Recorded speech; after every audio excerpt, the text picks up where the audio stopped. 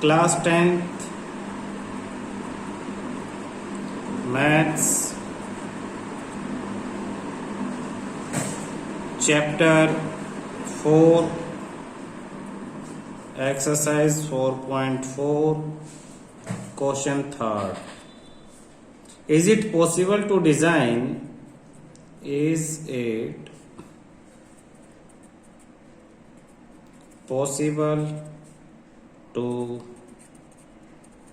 design a rectangular mango grove,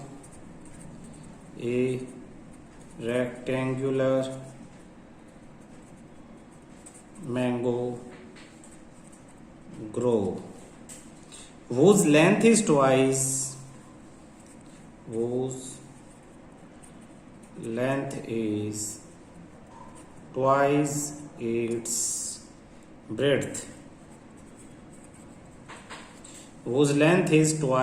its breadth. And the area is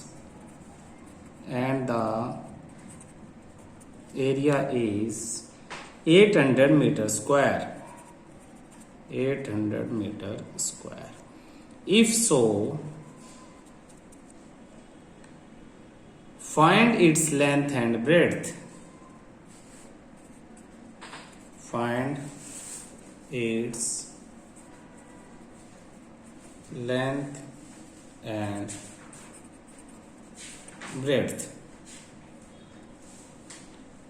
question समझने की कोशिश करना.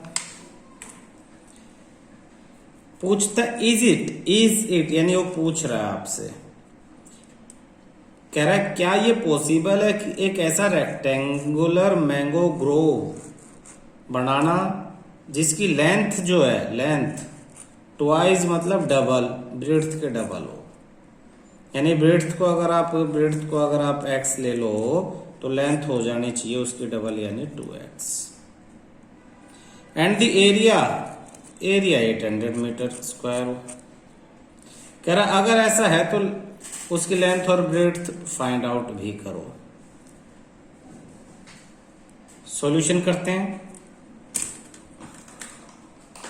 Late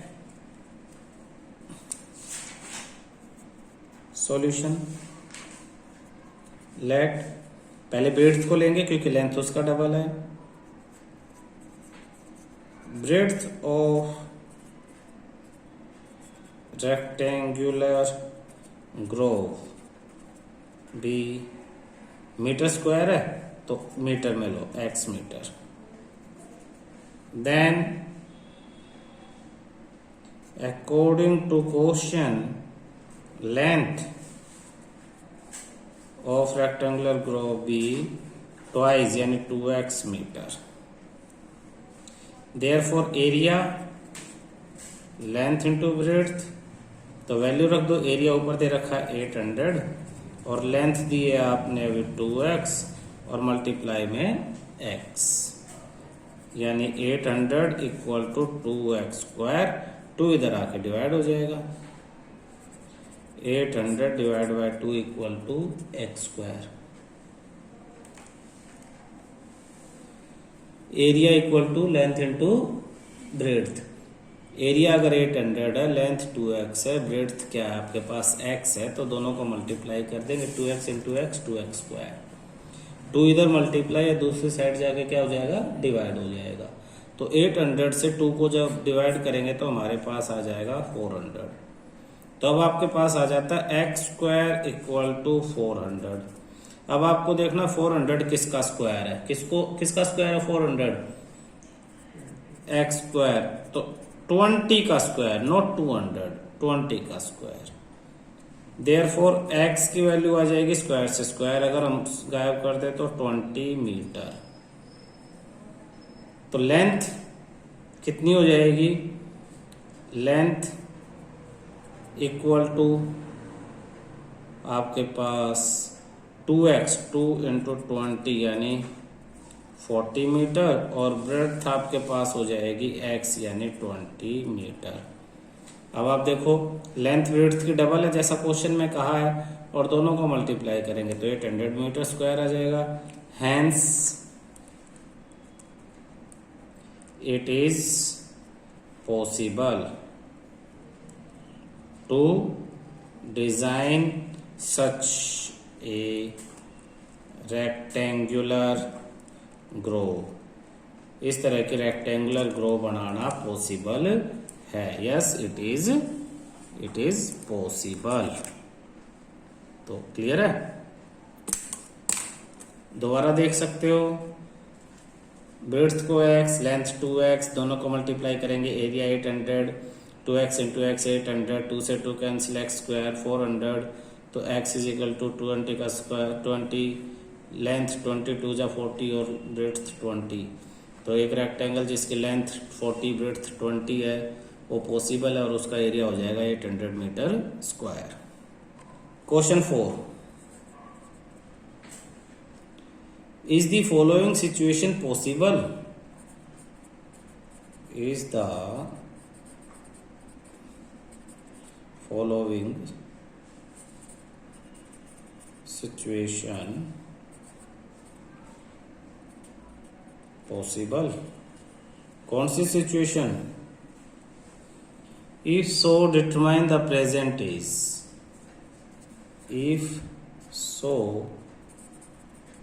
determine the present is. सब कुछ लिख दिया उसने. सिचुएशन तो अभी लिखी ही नहीं. सिचुएशन नीचे लिख रहा है.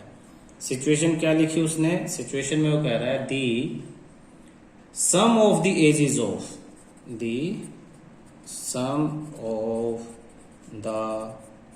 Edges of two friends is 20. Two friends is 20 years.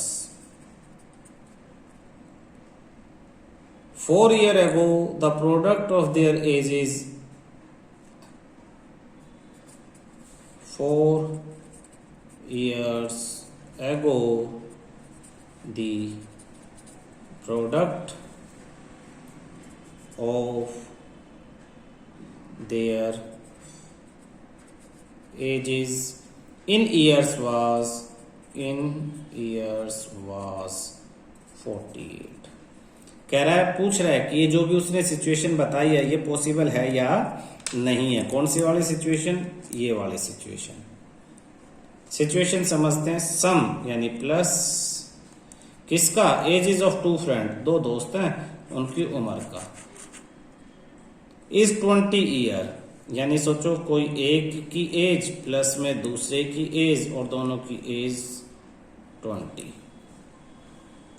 Plus कर दें तो दोनों की एज को प्लस कर दें तो 20. जैसे एक 8 साल का, एक 12 साल का, या एक 7, एक 13 साल, इस तरह से. 4 ईयर एगो 4 साल पहले. प्रोडक्ट यानी मल्टीप्लाई. तो 4 साल पहले ये एज मल्टीप्लाई ये एज यानी एक की एज इस वाले की एज 4 साल पहले और इस वाले की 4 साल पहले मल्टीप्लाई करे दोनों को तो कितना आ रहा है? 48 आ रहा है. यही इक्वेशन है. कह रहा है सोल्व करके बताओ ऐसा पॉसिबल है या पॉसिबल नहीं है. तो सोल्व करते हैं. प्रेजेंट एज मान लेते हैं. देखो दोनों का सम अगर 20 है तो अगर एक को x मानेंगे तो दूसरे की हो जाएगी 20 माइनस x. तभी तो दोनों का सम 20 होगा. तो सॉल्यूशन लिखते हैं.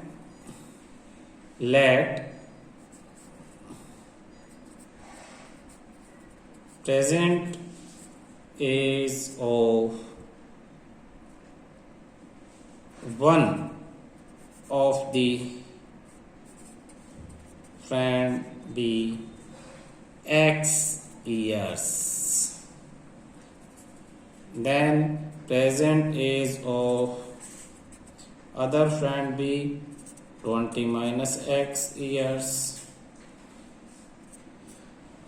अब ध्यान रखने वाली बात है जो हर बार समझाई जाती है. 4 years ago ये इंपॉर्टेंट है. The age of first was. पहले की एज कितनी है? अगर आज x है तो 4 साल पहले कितनी थी? x माइनस 4 थी. सिंपल सी बात है ना. And the age of second was और दूसरे की एज आज कितनी है 20 माइनस एक्स है, तो 4 साल पहले 20 माइनस एक्स माइनस 4 ईयर्स लिख दो ईयर्स, और यहां भी लिख दो ईयर्स। दूसरे को सिंप्लीफाई करो 20 minus x minus 4, 20 minus 4 16 minus x years.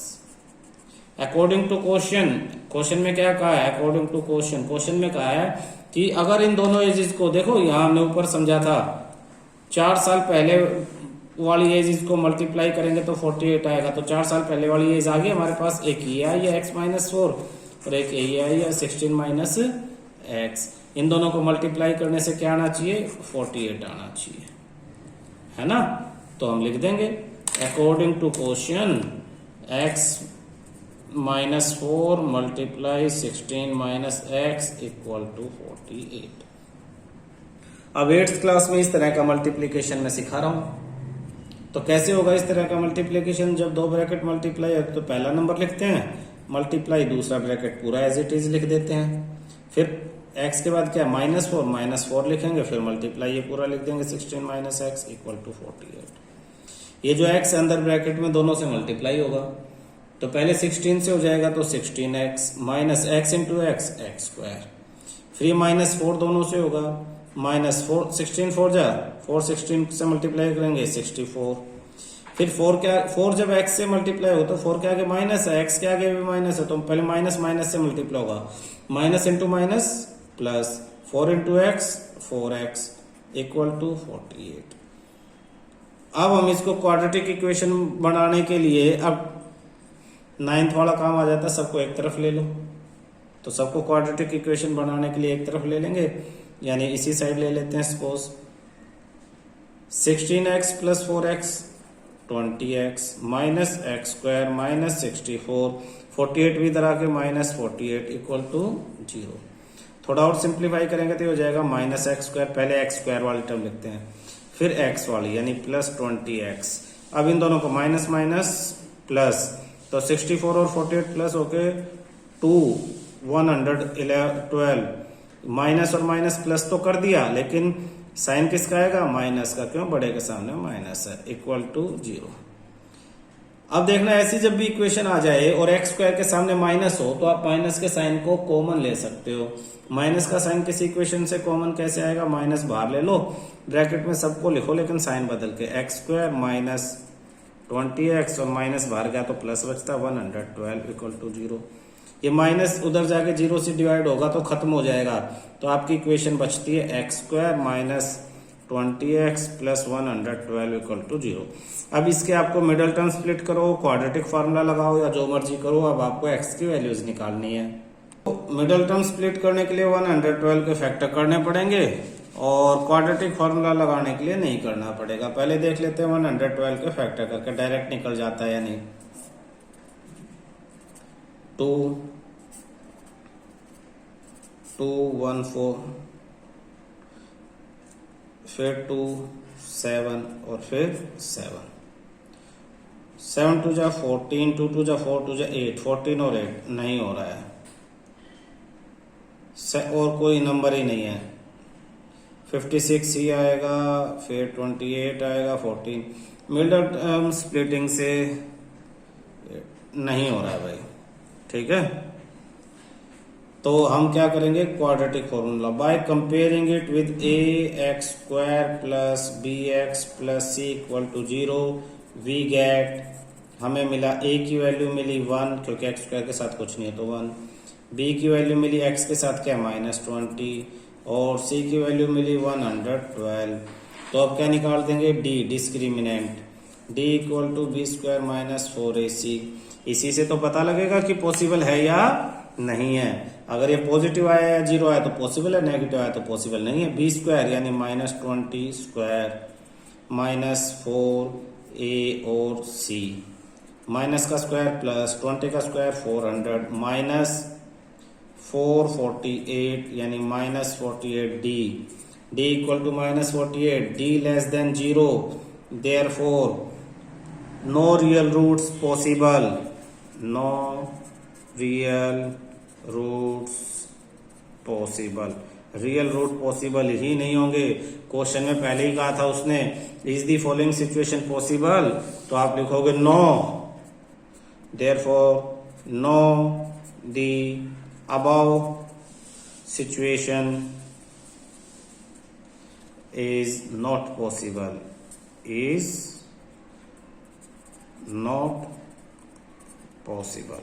ऊपर वाले सिचुएशन पॉसिबल ही नहीं है। क्यों नहीं पॉसिबल है? क्योंकि डी हमारा क्या है? Negative. Question 5th, is it possible to design a rectangular park? Is it possible to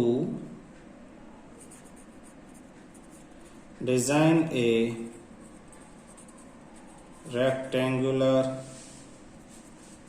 park of perimeter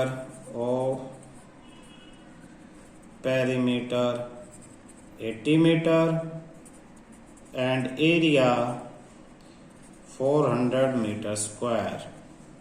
If so,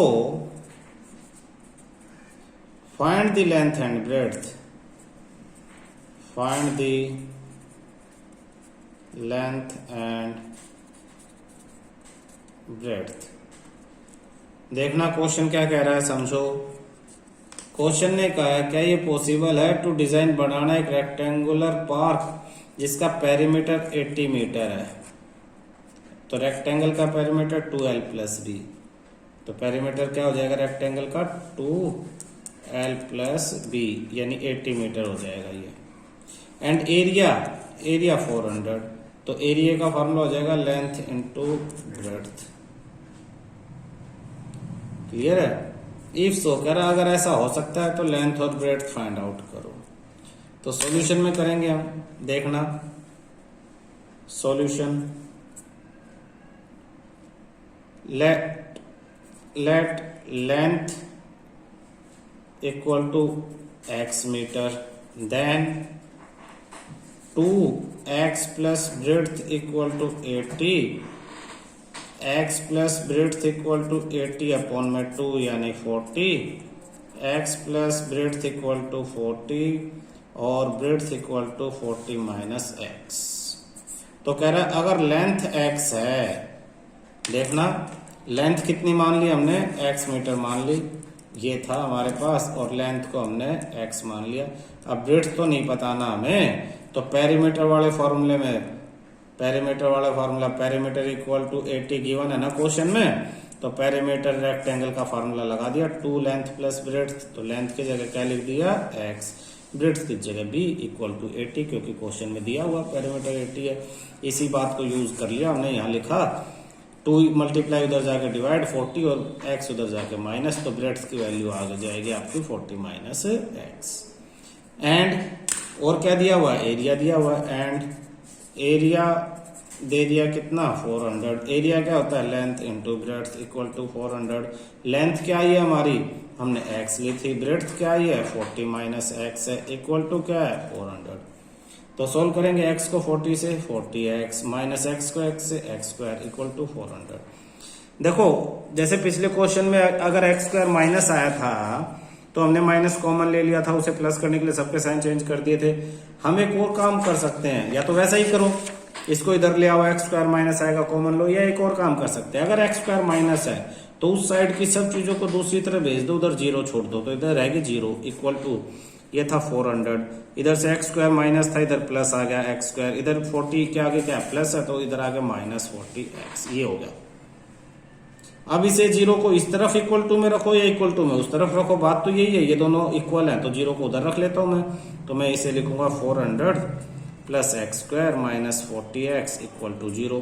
standard form में लिखने के लिए मुझे सबसे पहले एक्स स्क्वायर वाली टर्म लिखनी पड़ेगी, फिर माइनस 40x और फिर प्लस में 400 इक्वल टू 0। अब इसके मिडल टर्म स्प्लिट हो जाएंगे, x square minus 20x plus 400, x square minus 20x plus 400 equal to 0। तो x common, x minus 20 plus 20 common, x minus 20 equal to 0। दोनों ब्रैकेट एक जैसे हैं तो x माइनस 20 और x minus 20 equal to 0। Therefore x equal to 20। अगर x 20 है तो breadth, therefore length equal to 20 metre. Breadth क्या है 40 माइनस 20 यानी वो भी 20 मीटर है। तो पूछ रहा है if it possible, yes it is possible but the figure is not rectangle, figure is square. तो आंसर क्या लिखोगे, इसके बाद लिख लो therefore the above situation is possible, and the park is a square, और ब्रैकेट में लिख दो square is also a rectangle, square भी एक रेक्टेंगल ही होता है। तो पॉसिबल है यस। कोई डाउट किसी को इसमें? आसान क्वेश्चन था।